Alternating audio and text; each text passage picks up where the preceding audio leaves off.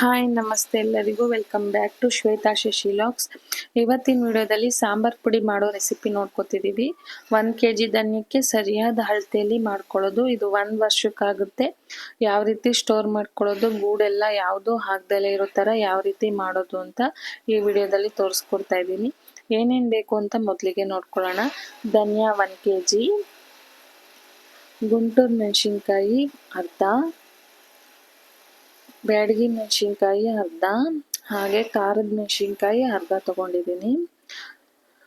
ಜೀರಿಗೆ ತಗೊಂಡಿದ್ದೀನಿ 3/4 kg ಅಷ್ಟು, ಕಡಲೆಕಾಳು 1/4 kg, ಉದ್ದಿನ ಬೇಳೆ 1/4 kg, ತೊಗರಿಬೇಳೆ 1/4 kg,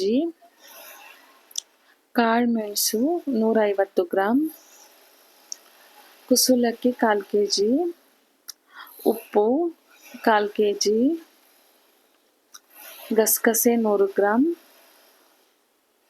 ಅರಿಶಿಣದ ಕೊಂಬು 100 ಗ್ರಾಮ್, ಲವಂಗ 50 ಗ್ರಾಮ್, ಸಾಸಿವೆ 100 ಗ್ರಾಮ್, ಮೆಂತ್ಯ 100 ಗ್ರಾಮ್, ಚಕ್ಕೆ 100 ಗ್ರಾಮ್, ಇಂಗು ತಗೊಂಡಿದ್ದೀನಿ 5 ಗ್ರಾಮ್ ಅಷ್ಟು,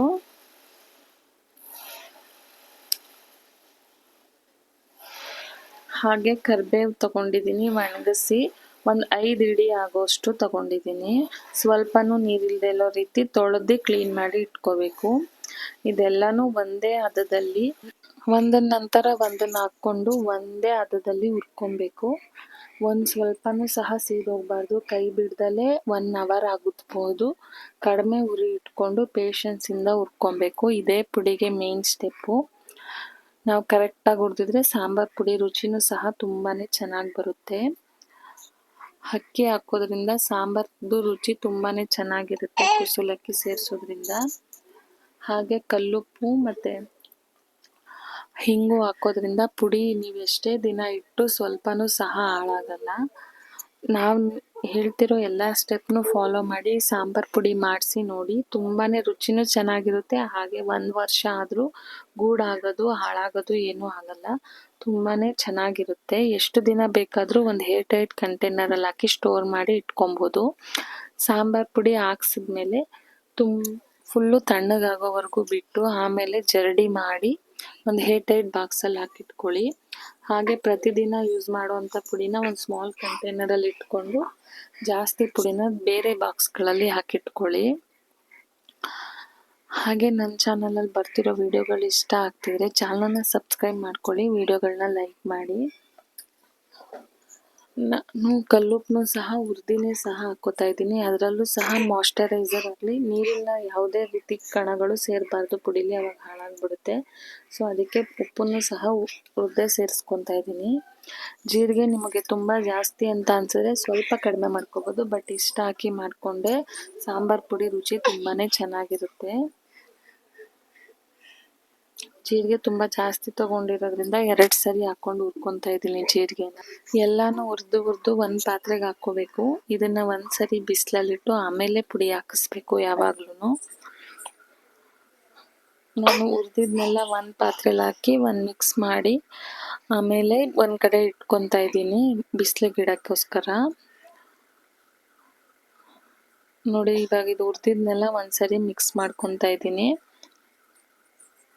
ಇವಾಗ ಇದೆಲ್ಲ ಆದಮೇಲೆ ಧನಿಯಾ ಹುರಿಯೋಕ್ಕೆ ಶುರು ಮಾಡ್ತೀನಿ. ಧನಿಯಾನ 2 ರಿಂದ 3 ಸರಿ ಹಾಕ್ಕೊಂಡು ಹುರ್ಕೊಳ್ಳಿ. ಸ್ವಲ್ಪ ಸ್ವಲ್ಪನೇ ಎಲ್ಲ ಒಟ್ಟಿಗೆ ಹಾಕ್ಕೊಬಾರ್ದು, ತಳ ಹಿಡಿದ್ಬಿಡುತ್ತೆ.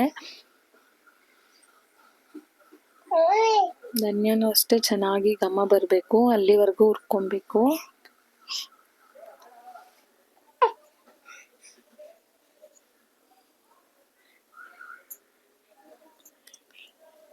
ಮೆಣಸಿನ್ಕಾಯಿನೂ ಅಷ್ಟೇ ಸಣ್ಣ ಉರಿ ಮಾಡಿ ಇಟ್ಕೊಳ್ಳೋದ್ರಿಂದ ಸ್ವಲ್ಪನೂ ಘಾಟಾಗಲ್ಲ. ಮನೆಯಲ್ಲೆಲ್ಲ ಆ ರೀತಿ ಹುರ್ಕೊಬೋದು.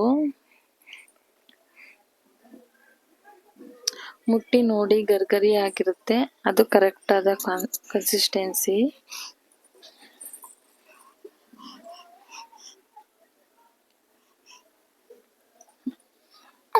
ಇವಾಗ ಅರಿಶಿಣದ ಕೊಂಬನ್ನ ಹುರ್ಕೋತಿದ್ದೀನಿ. ಹಾಗೆ ಹಿಂಗೆ ಹಾಕ್ಬೇಕಾದ್ರೆ ಸ್ವಲ್ಪ ಎಣ್ಣೆ ಬಿಟ್ಟು ಅದಕ್ಕೆ ಹಿಂಗೆ ಹಾಕಿ ಆಮೇಲೆ ಅದಕ್ಕೆ ಸ್ವಲ್ಪ ಧನಿಯಾ ಹಾಕಿ ಮಿಕ್ಸ್ ಮಾಡಿ ಎತ್ಕೊಳ್ಳೋದ್ರಿಂದ ಹಿಂಗು ಕರೆಕ್ಟಾಗಿ ಮಿಕ್ಸ್ ಆಗುತ್ತೆ. ನಾನು ಈ ಟೈಮಲ್ಲೇ ಕರಿಬೇವು ಸಹ ಹಾಕ್ಕೊಂಡು ಹುರ್ಕೊತಾ ಇದ್ದೀನಿ.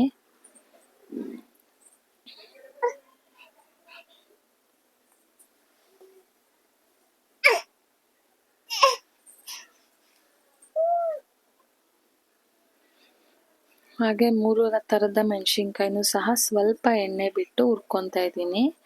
ದುಂಡಗಾಗಬೇಕು ಮೆಣಸಿನ್ಕಾಯಿ, ಅಲ್ಲಿವರೆಗೂ ಹುರ್ಕೊಬೇಕು. Drive my car to my little job and I find some peace in the stations that I throw on, but I wish there was a song with your name.